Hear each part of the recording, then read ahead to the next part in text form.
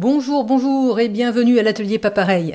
Il y a une paire de semaines, j'ai fait une vidéo dans laquelle je parle des multiples bienfaits de la répétition. J'y parle de ce qu'on ressent quand les mains finissent par savoir faire toutes seules, qu'elles prennent le relais de la direction des opérations, et que moi, ou vous, ce personnage trop souvent orgueilleux, peut grâce à elle et à la mémoire du corps, passer en retrait et apprendre à observer en silence. En matière d'humilité, ce sont mes mains qui sont mes guides.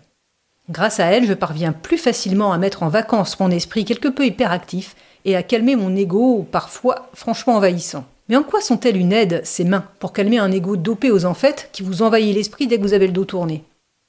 Prenez une bouteille. Si vous la remplissez à moitié d'eau et que vous la posez sur la table, l'eau va reposer dans la partie basse de la bouteille. Mais si la bouteille n'est pleine que d'air, alors l'air ne va pas faire comme l'eau, il ne va pas se déposer dans la partie basse de la bouteille. L'air va occuper tout l'espace qu'il a à sa disposition parce que l'air est à l'état gazeux. L'ego est comme l'air, c'est un état gazeux. Il occupe tout l'espace qu'il a à sa disposition. Et si pour obtenir un moment de silence dans le vacarme de vos pensées, vous exigez de lui qu'il se taise, en le grondant, en lui intimant de se taire, un truc du genre « mais tu vas la fermer », eh ben ça va pas fonctionner. Il va juste réduire un peu sa forme de baudruche, comme un génie de dessin animé se réduirait pour faire mine d'entrer dans sa théière, mais oui, je t'obéis, et il se regonflera dès que vous aurez tourné la tête, encore plus bruyant qu'avant la réprimande. Non, pour calmer un ego énervé, il ne faut pas lui dire de se taire, il faut occuper l'espace. Mais pas n'importe comment, il faut occuper l'espace efficacement. Parmi tout ce que je propose à mes mains, parmi tout ce que je leur propose de faire, le dessin occupe une place privilégiée. Parce que mes mains s'y sentent chez elles, parce qu'elles sont enthousiastes dès que je leur donne un crayon et un papier, enthousiastes et heureuses, un peu comme un enfant à qui on donne enfin le temps et l'autorisation de jouer à son jeu préféré. Elles sont si contentes, mes mains, que plus rien ne peut les déranger. Elles s'agenouillent sur le tapis, elles se mettent à l'œuvre, très concernées, dans ce monde qui est le leur et que personne ne peut leur voler. Quand mes mains travaillent, elles ne créent pas, elles colorient, elles révèlent un trait qui existe déjà, elles suivent une direction déjà tracée, une ligne d'énergie. Il y a cette proposition selon laquelle les créateurs, les artistes, les poètes ne sont que des messagers. Alors l'inspiration du créateur ne vient plus d'un dedans de lui, mais d'un ailleurs auquel il a la capacité de se connecter. Selon cette proposition, on peut imaginer que tout, absolument tout, est déjà écrit quelque part, comme dans cette nouvelle de Borges, la bibliothèque de Babel. En quelques mots, la bibliothèque de Babel est un lieu qui contient un nombre incalculable, bien que fini, de livres, tous de même format et contenant le même nombre de caractères. Dans les caractères, il y a les lettres, il y a les espaces, les signes de ponctuation. Dans cette bibliothèque, à l'architecture faite d'hexagones et d'escaliers en colimaçon, il existe par exemple un livre dont les pages ne contiennent que des espaces. Des pages blanches donc. Il en existe un autre dont le seul caractère visible est un A, écrit à la première position de la première page et qui ne contient ensuite que des espaces. Un autre, identique au précédent, mais où le A est écrit en deuxième position, précédé donc d'un espace et suivi uniquement par des espaces. Il y a aussi celui qui ne contient du début à la fin que des lettres A ou B ou C ou encore uniquement des virgules, et ainsi de suite. Dans les ouvrages soigneusement classés de la bibliothèque de Babel, on peut trouver absolument toutes les combinaisons possibles d'agencement de caractères. Si bien que parmi ces livres, qui ne contiennent que des lettres A ou B ou des combinaisons de lettres inintelligibles, il y a les frères Karamazov, Guerre et Paix, L'insoutenable légèreté de l'être, L'étranger, Les mains sales et Antigone. Et tous les autres livres qui ont été écrits. Et tous les livres qui seront jamais écrits. Dans sa nouvelle, Borges parle d'une bibliothèque, mais le concept peut s'appliquer à la musique, à la sculpture, à la peinture ou à l'architecture, et de manière plus générale à tout ce que l'humain peut créer. Une créathèque de Babel, que d'autres appellent l'imaginal.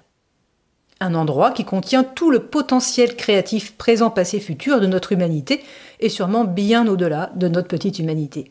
Et si Borges donne une structure, des pièces, des alcôves, des rayonnages à cette bibliothèque de Babel, j'aime quant à moi imaginer l'imaginal sans forme ni temporalité.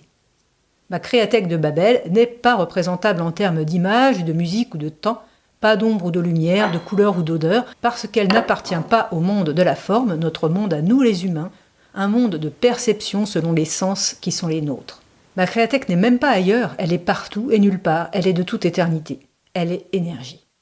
Et c'est cette énergie qui guide mes mains quand elles suivent un contour qui semble évident, comme la pointe aimantée du crayon suit une ligne de potentiel. Mes mains qui colorient, elles écoutent l'énergie et lui donnent une forme. Elles donnent un contour à l'information pour la rendre accessible à nos sens. Alors quelqu'un qui croise la route de ce dessin se voit proposer non pas un dessin, mais le message énergétique dont il est la trace. Jeune, je me suis souvent posé la question de ce qui fait qu'une œuvre nous touche ou ne nous touche pas. Et j'ai eu la réponse il y a plus de 25 ans, le jour où je suis allée au musée d'Orsay à Paris. Dans ce musée, on peut voir des œuvres d'immenses artistes, dont par exemple des œuvres de Camille Claudel ou de Van Gogh. Et sur un mur blanc, au détour d'un parcours labyrinthique, l'église d'Auvers-sur-Oise. Quand je suis passée devant ce tableau, ma déambulation s'est arrêtée d'elle-même. J'ai été captée par une impression physique presque imperceptible au départ et pourtant impérieuse. Je me suis tournée face à la toile et j'ai vu. J'ai vu l'espace jusqu'au vertige, j'ai senti le vide et la vibration dans mon corps. Senti l'énergie, le néant et la présence. Senti que le temps n'existe pas. Je ne sais pas combien de temps je suis restée devant ce tableau, mais ce jour-là, j'ai compris. Sans encore savoir le mettre en mots, j'ai compris ce qui me touche. Ce qui me touche, c'est l'énergie, la signature énergétique, le complexe de fréquences qu'émet une œuvre. Prenez une guitare. Une guitare, ça a 6 cordes. Prenons par exemple la corde de La. Si à côté de la guitare, je chante la même note que cette corde, si je chante un La corde va se mettre en vibration sans que j'ai besoin de la toucher. Elle se met à vibrer en sympathie. Imaginez que chaque humain que nous sommes porte en lui à chaque instant un ensemble de cordes. Ce qui fait que nous avons tous un accordage particulier, complexe, profond, qui fait que nous sommes qui nous sommes. Cet accordage est fait de milliers de notes, pour peu que ça puisse exister des milliers de notes. Chaque humain porte donc un potentiel vibratoire, et chaque œuvre est porteuse d'une énergie qui est elle-même faite de fréquences vibratoires. Une énergie composée qui vient d'une part de cet endroit babélique, l'imaginal, et d'autre part d'une énergie d'intention qui vient de celui qui lui donne la forme, l'artiste donc, formant un tout fait de notes, de couleurs ou de mots, et aussi d'amour, de joie, de haine, de tristesse ou de solitude, de perte ou de retrouvailles. Humaine parmi les humains, donc, quand je passais devant l'église d'Auvers-sur-Oise, les cordes dont je suis faite se sont mises en vibration sympathique avec ce qu'émet ce tableau, ce qui vient d'ailleurs qu'ici, et ce qui vient de Vincent Van Gogh, d'un autre temps. Et ces vibrations étaient si puissantes que tout en moi s'est mis en vibration. Le complexe vibratoire du tableau matchait parfaitement avec moi. Alors je me suis soulevée du sol, un peu comme le moine tibétain dans Tintin juste avant de voir le Migo. Ce phénomène de mise en vibration, ça vous emporte sans prévenir. Ça vous parle sans demander son avis à votre ego. Ce n'est plus du tout de son ressort à l'ego, ça le dépasse carrément, il est court-circuité, le mauvais génie de la lampe à huile, la lumière vient d'ailleurs. Parmi ce que je donne à faire à mes mains, le dessin occupe vraiment une place particulière. Parce que mes mains, comme des enfants libres, se connectent naturellement à la source de toute création, à l'énergie de la plus modeste tasse décorée de fleurs à gros pétales, au plus sublime verre de Rimbaud. Ce faisant, elles occupent l'espace de la bouteille et l'ego, devenu sans objet, se désintègre. À la niche le mauvais génie, jusqu'à la prochaine fois où il viendra faire la baudruche en voulant me faire croire que c'est lui qui est important.